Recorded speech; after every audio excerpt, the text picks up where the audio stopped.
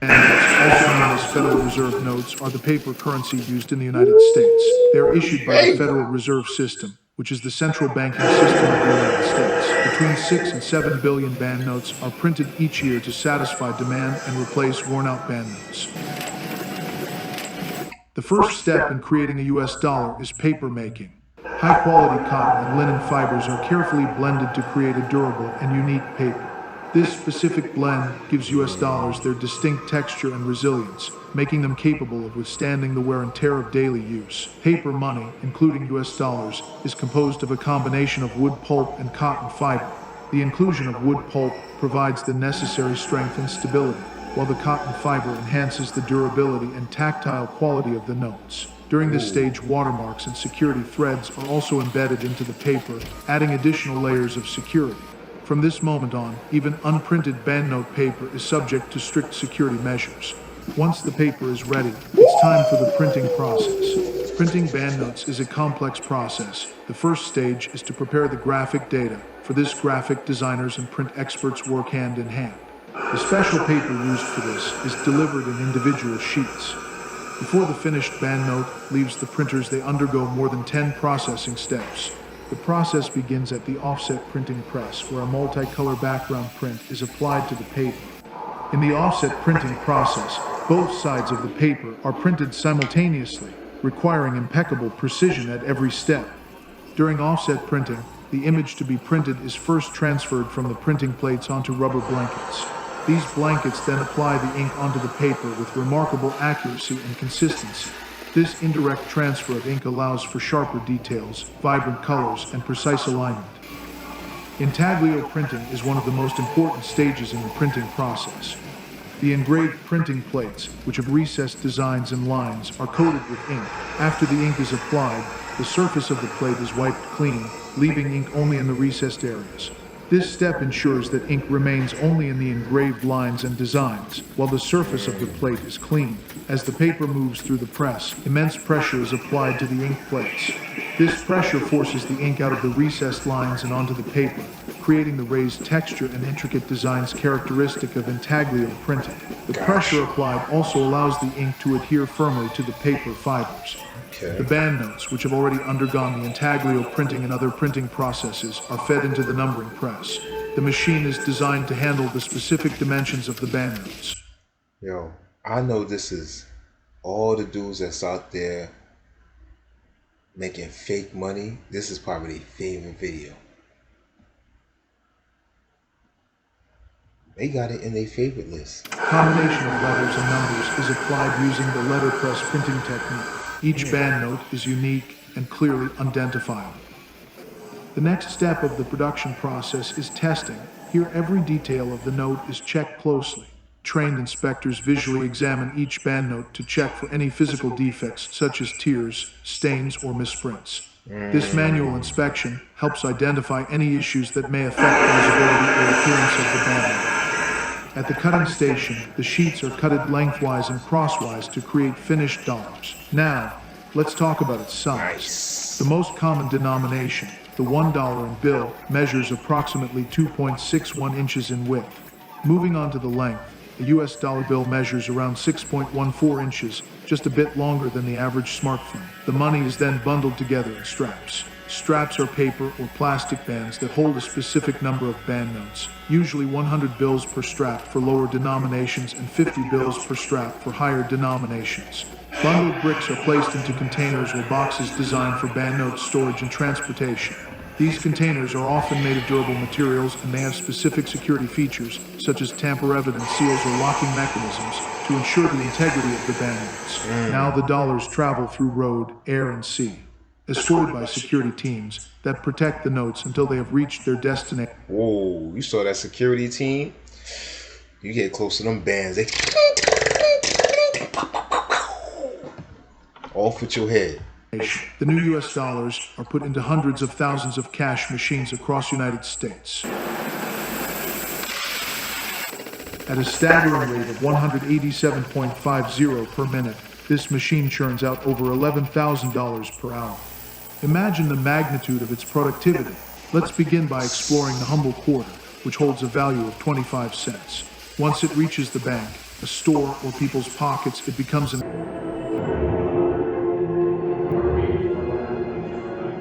pure gold can be created in factories through several processes, primarily involving refining and purification of gold ore or recycled gold materials. Mining or recycling. Gold can be obtained from gold-bearing ores through mining or from recycled materials such as jewelry, electronic waste, or industrial byproducts. Crushing and grinding.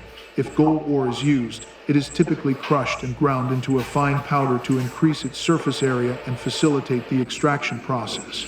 Extraction. The gold is extracted from the crushed ore or recycled materials using various methods, such as cyanidation, which involves treating the material with a weak cyanide solution to dissolve the gold. Now let's take a look at how exactly a modern mine in which gold is mined works. Modern gold mining involves the exploration, extraction, processing, and sale of gold ore. Here's an overview of how a typical modern gold mine works. The first step in modern gold mining is exploration. This involves conducting geological surveys and drilling to identify areas with gold deposits. Once a promising area has been identified, further exploration is carried out to determine the extent and quality of the deposit. Okay. After the gold deposit has been confirmed, a plan is developed for the mining operation. This includes determining the optimal method of mining, designing the mine layout, and planning for the processing and transport of the ore. Gold ore is extracted from the mine using various methods, depending on the location and type of deposit. The most common method. So gold ore is I'm guessing, raw. Gold at its rawest form. Include open pit mining, underground mining, and placer mining. In open pit mining, large holes are dug into the ground and heavy machinery is used to remove the ore. In underground mining, tunnels are dug to access the ore, and it is extracted using underground mining equipment. Placer mining involves the use of water to separate the gold from sand and gravel deposits. Once the ore has been extracted, it is transported to a processing plant where it is crushed, ground, and treated to extract the gold. The specific methods used depend on the type of deposit and can include cyanide leaching, gravity separation, flotation, or carbon in pulp processing. After the gold has been extracted from the ore, it is typically sent to a refinery for further purification. The most common refining method for any sharp edges, that is to get rid of that, and then you would have seen a few little balls of gold, so it is just to make sure they do not fall off in transit or get lost on the floor, whatever, so we bang them down flat. Very soft, so we make a bit of a plane and put the number on it, and that is basically a recorder. That is how many bars we have made since 1990. There ain't too many mines in the world that have reached 10,000. They will make more gold per day, but they have not been open as long as we have. Gold coins are made through a process called minting, which involves several steps. After inspection, the gold coins may undergo additional processes to enhance their appearance and durability. This can include treatments such as polishing, frosting, or the application of special finishes like proof or matte finishes.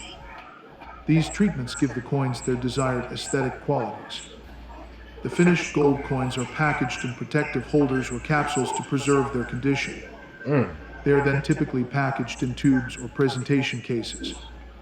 Finally, the coins are distributed to authorized dealers, collectors, or buyers.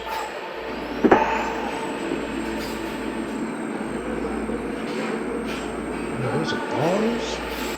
Here are some interesting facts about gold manufacturing. Gold is one of the most recyclable metals, and a significant portion of the world's gold supply comes from recycled sources. It can be reused and reprocessed without any loss in. So the jewelry that people give away or send back to the pawn, whatever it is, that's majority of the gold that's being circulated around the world. It's actually not gold that they're currently digging from the ground. It's the gold that we already have that's circulating. It's recycled gold.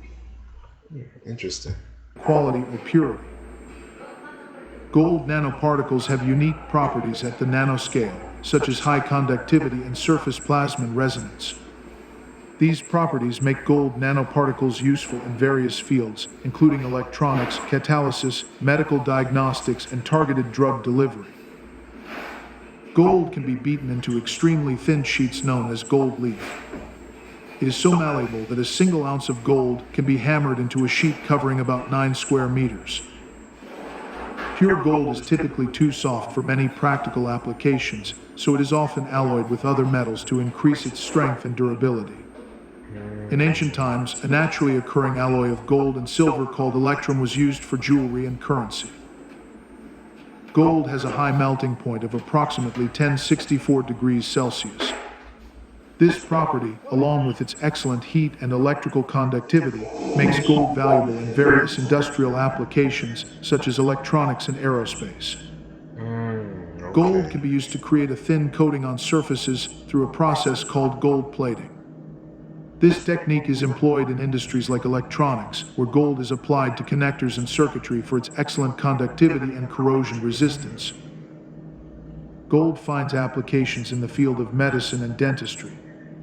It is used in dental restorations, such as crowns and bridges, due to its biocompatibility and resistance to corrosion. Gold nanoparticles are also used in diagnostics and imaging techniques. Gold is not only valued for its beauty and rarity, but also for its industrial. So gold is not only for jewelry, it's for so many other things in the world. Electronics, the healthcare industry. Wow. I need to get me some gold bars and stack it in a safe. Applications. It is used in electronics, aerospace components, glassmaking, and even as a catalyst in certain chemical reactions. The top gold-producing countries include China, Australia, Russia, the United States, and Canada. These countries have significant gold mining operations and contribute to the global gold supply. Gold has played a crucial role in human history. It has been used as currency, a symbol of wealth and power, and a medium for artistic expression for thousands of years.